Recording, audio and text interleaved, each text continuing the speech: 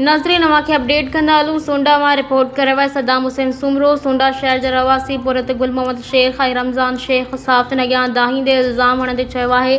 त संदन क़ीमती लखें रुपयनि जूं 3 मेहूं चोरी थी वियूं आहिनि, जिन मां हिकु ईद उल अज़हा वरी राति ऐं 2 मेहूं उन खां अॻु सोंडा लॻ चल साइड वटां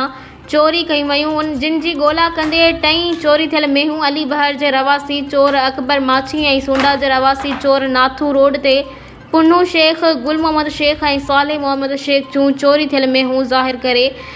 चोरनि ख़िलाफ़ झिरका ऐं कींझर थाणे ते रिपोर्टूं दाख़िल करायूं, जंहिं बाद चोरनि चोरी थियल 2 मेहूं ॾियण जी हामी भरण बावजूदि खैर संदन चोरी थियल लखें रुपयनि जूं मेहूं मिली न आहिनि सघियूं ऐं न ई पुलिस चोरनि ख़िलाफ़ का कार्रवाई थी करे। हिननि चयो त काफ़ी भेरा SSP ठट्टो समेत झिरका ऐं कींझर थाणनि जे SHO सां मुलाक़ातूं करे खैन दाहूं ॾेई चुका आहियूं, पर सवाइ दिलासनि जे खैन पंहिंजो चोरी थियल मेहूं मिली न आहिनि सघियूं। हिननि SSP ठट्टो समेत समूरनि वसवारनि खे अपील कई आहे त संदन चोरी थियल 2 मेहूं वापसि कराए चोरी में मुलविस थियल चोरनि अकबर माछी ऐं नाथू सुंडाई खे गिरफ़्तार करे साणनि इंसाफ़ कयो वञे। ॿी सूरत में सख़्त एहतिजाज करण सां गॾु इंसाफ़ लाइ अदालत में वेंदासीं।